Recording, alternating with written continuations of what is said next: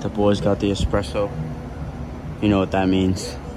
Hopefully less depressive. Hopefully.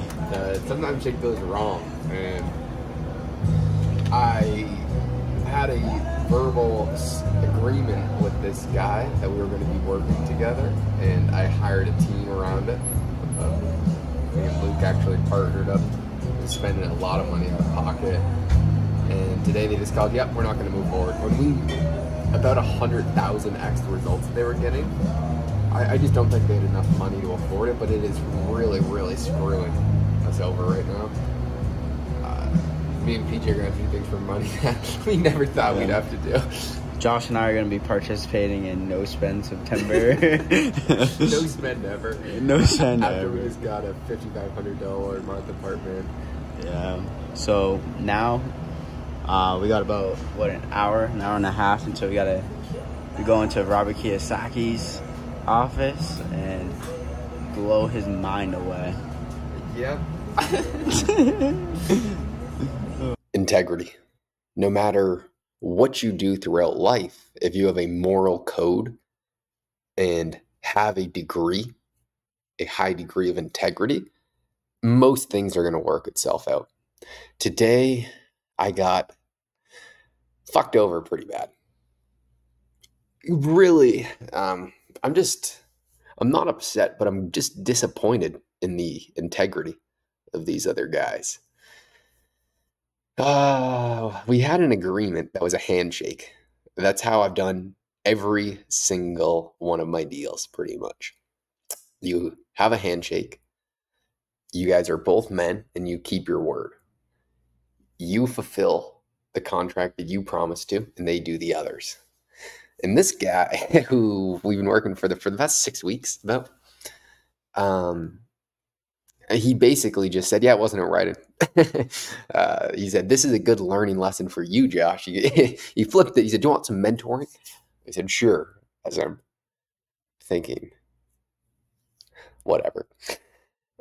He said, Josh, if it's not in writing, you should not do any work. I said, well, you weren't complaining when I was doing a bunch of work for free for you and showing really, really good results. And that's what I was thinking in my head. But he basically just said, tough luck. I'll think about it. I'm just thinking, what an absolute tool. What a tool. And he's saying, do you not do this with any of your other clients who run these massive businesses? Because I work with some of the largest business owners. And this was a guy who was in a different niche, not really used to. And all I was thinking was, no, everyone else I work with has integrity. They keep their word. It's just ridiculous. I don't know how someone could be so short-sighted. And it's not like I'm talking about $50,000 here. It was for $6,000. And it was really just to cover the cost of the team. It is utterly ridiculous how someone could do that. Especially when about 100,000x, not 100x, 100,000x. They were doing about 100 views per video, and the 4 or 5 that we did were getting about over 10,000.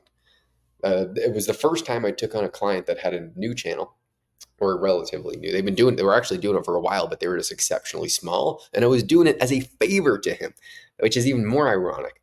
I didn't want to, because he's not the ideal client that I have. Right now, I help super large businesses who already have pretty developed brands. I help them grow their social medias.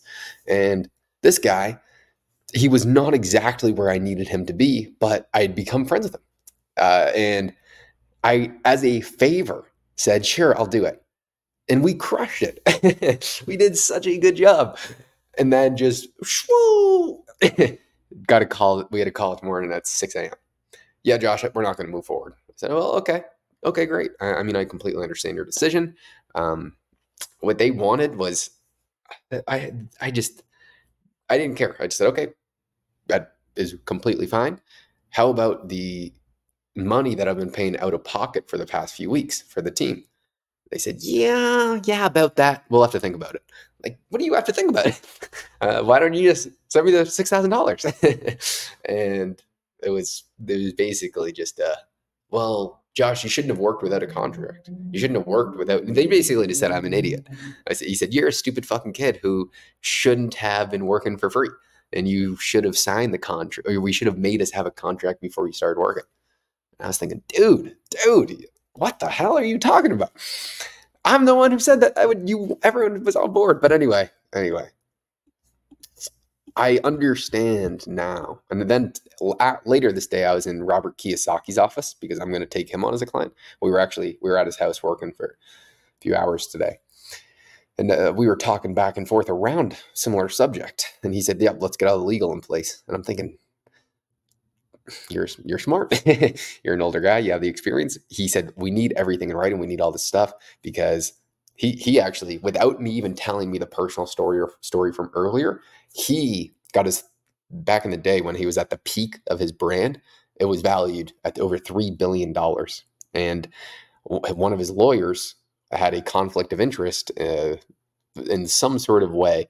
And they basically just had him sign the rights away to everything. And he got completely screwed over. He said he was a naive, younger businessman who had just made a ridiculous amount of money. He said, legal solves these problems. And so it's actually a good learning experience. I mean, I'm going to, unfortunately, not be able to just start working for people out of the goodwill anymore, especially because I have so much demand for the work that I'm doing. I'm going to have to just build up a contract and start sending it to people and then work after. The way that I prefer to work is I start working, I show them results, and then we get paid. But I guess that's not a feasible option anymore because this is just a waste of time when this stuff happens. So I guess going to have to develop a little bit better.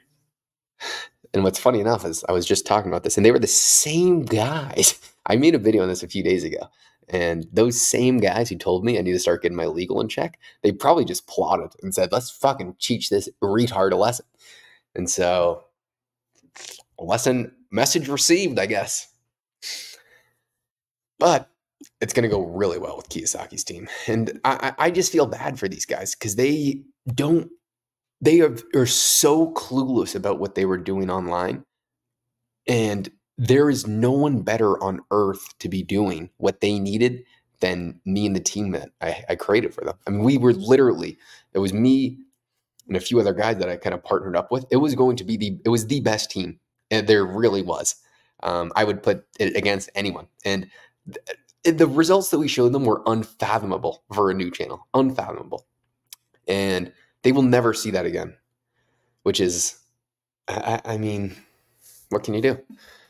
And so it's really their loss. And that's actually the way that I see it. And when you are providing a lot of value and making other people a lot of money, it actually is their loss. And it just ends up being a learning experience. Every single time I've been royally screwed over, which happens over and over and over again. And then eventually you keep on putting your hand on the fire and you say, I don't like the way my hand feels when it's on the fire.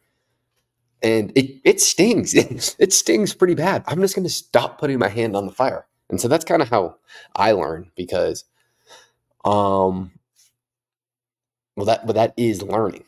The definition of being an idiot would be making the same mistake over and over and over again. You are supposed to make mistakes. I want to make as many mistakes as humanly possible, as quickly as possible. So then I can learn from them and adapt and learn. That is learning, overcoming those mistakes. And then changing your actions so you don't do that again. And so, anyway, gonna become a legal junkie. Maybe all-nighter hider, you're watching. Maybe we can have a call and you can help me out. I'll just have to sketch something. I'll just use ChatGPT to help me sketch out a little contract or something. But I think I'm gonna really tie it down and not take on any more work. It's especially Kiyosaki. Gonna probably not take on any work for at least 3 more months and just focus on showing the best results possible. And then what I'll probably start to do is roll a lot of the income that is being made into building a team for the personal brand. Because most people always ask, well, Josh, why don't you do any of this stuff for yourself? One, I haven't had time. 2, it takes quite a bit of money to actually build a team to because I'm actually running a business, I don't have time to do this for myself. So I would build a team to do exactly what I do for other people, but for myself. And then I would grow pretty quickly because I don't edit my videos. I don't put titles. I don't do anything. I just talk shit. And that's not how you grow. It's not, you start with an overall idea, you structure a video. I mean, there's a complete science behind it. And so over the next like 3 to 6 months, that's probably what I'd like to do. There's only benefits of having a personal brand. There's a lot of benefits that will come from it. And I'm in a good situation here in Scottsdale where I'm going to be able to have time for that. And PJ's getting goodies. They're cranking shit out right now. How were the morales earlier today? Pretty low. Started the day off with that call like Josh was talking about. I got some footage. Maybe. Well, we'll put all that stuff at the beginning so you guys already saw it. Yeah. But PJ walks up here as the mood is somber at about 6:30 a.m. He's like, "That was a quick call." Like, like, just got fired. Not too well. Yeah, morales were low, so I thought I had a different idea. So I called up someone that I've been working for free. Fail. And so I just got to get legal under control. I mean, my goal has just been to get better. But because I've gotten to the point where I'm able to show pretty good results, I'm now looking, instead of just trying to get better, but trying to get better while still getting compensated, which it's not an unfair ask. I don't think that's too greedy. Fortunately, Robert's ready to get that shit squared away instantly. In the meeting, he must have emphasized it at least 3 times. Like, we got to get these guys. We got to get them paid. Paid and incentivized. And that's how I like to do business. The same exact way. Get someone paid. Get them motivated and wanting to work. And then get them incentivized to where if you do well, you make a ton of money. Because I honestly think I will be making Robert $5+ million a year within probably this year. And I'm saying that because of past experiences working with someone else in a very similar situation. I am very confident in being able to do that. And getting rewarded in compensation, that would be awesome. It would be awesome. And you got to understand the kinks of people. And so because we have such a personalized approach, every single one of my clients have different personalities. And so you have to understand and adapt to it instantly. Today, when we were at Kiyosaki's house, because Mondays I spend in Ken's office. One of the guys that I work with, he has 10,000 apartments. Ken and Kiyosaki are super good friends. And I'm always kind of in charge of these videos. And I was talking to Kiyosaki the same way I talked to Ken, because I understand how Ken responds to information. And Kiyosaki was not the same. And so I need to adapt instantly. I understood that. I made the mistake 2 times. And then I was like, I'm not doing this again. And that's adapting to the mistakes. And now I understand to a better degree of how to plan stuff out for Robert to show the best results for him. And so he has the best experience. That's really the goal. Make clients happy and make them a lot of money and remove the time. And so it's just getting better and better, refining the process. It's not a one shoe fits all. It's find the shoe that fits them and that they actually enjoy wearing. Yeah, going back to the beginning of the video, just the lack of integrity. That's when you find people who are just so great, like PJ and Luke.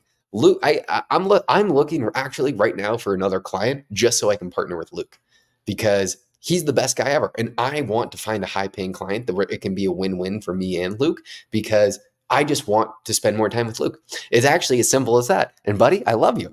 I wish you were here in Scottsdale and you were allowed to come to the United States. PJ does too. I know he does. We would, all 3 of us, be in the bathtub making bubbles together. I just want to say, you brought up my name. I just need to mention, like, young man, I'm very susceptible to flattery. I don't. So Justin, Justin. See, the problem is anytime I try and say something that Justin does, it fails. You miss a micro detail. But the micro details what ties it together and makes it. So Justin, one of the buddies, I must warn you. I must, yeah. He has some of the best one-liners in the entire world. He's like the good autism. I like to joke around with him. He agrees. And he is the most intelligent in the room.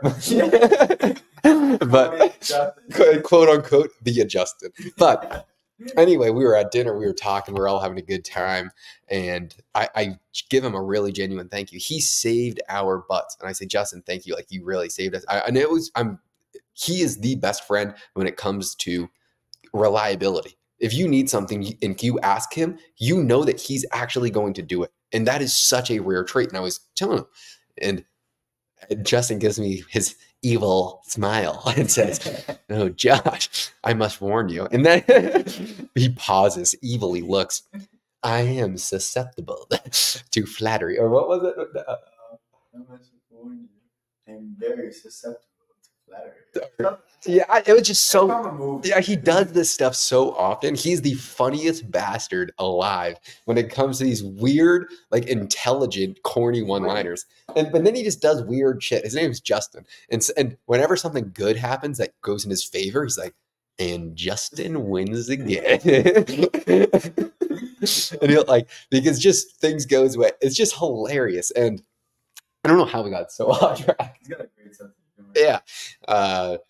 Anyway, integrity, finding those types of people with integrity. It's a game changer. And then it goes to gut feeling. I was talking to PJ earlier after everything settled down. I was telling him I had a bad gut feeling in one of the meetings I had with this guy. Then my gut said, don't do business with him. But I was thinking, well, I'm not going to listen to my gut. I don't believe it. Dude, why the officers stay me outside here? But I was thinking at one of the meetings, my gut is telling me that this is a bad decision. And I didn't understand it. I honestly just disregarded it just about instantly, but I felt a pretty strong feeling. I was like, I don't think this is a good idea. And then the gut always gets confirmed. I've never had a situation where I got a gut feeling about something and ended up being wrong, because your subconscious understands things that you can't. Therefore, I just need to get better at listening to it. I think one thing that's hard with that, though, is deciphering between what's your gut feeling or what's your subconscious mind. Like, you know what I mean? I think it's the same thing. The same thing. But what if it's wrong, though? I've never been wrong. I've never had a feeling about someone and it's turned out to be wrong. Or I think what I meant to say was doubt and a gut feeling. Yeah. Because sometimes you have doubt and you don't want to act. But do you think there's a fine line? Like, no, those are two very different emotions for me. Yeah. Very, very. I mean, for me, it's incredibly distinguishable. Like, if I get a gut feeling about someone, like, don't do business with this person, or like, this is not a good idea, it's really not the same as like, I'm doubtful, because I'm such an arrogant, cocky prick that I'm just, that just never happens. And for me, I can just, it's just a different feeling. Like, my gut feeling and my doubt feeling, they're just very, very different. And so maybe it's just intuition, and I don't know. I just need to get better at listening to it. And so work with people in integrity. And I guess figure out that fucking legal shit, because it sucks. But the good thing, this is a small loss. This was like a $6,000 potential loss, and Robert had a $3 billion loss. And so he learned the lesson the hardest way humanly possible. I just took a small loss. And so the quicker you learn stuff with the smallest pain, but enough to where you want to remove your hand from that sizzling hot pan, the better. That's the beauty of starting business when you're young. You are going to fuck everything up because you're a stupid, naive prick. And unfortunately, we're stupid, naive pricks, PJ. Fuck yeah, we are.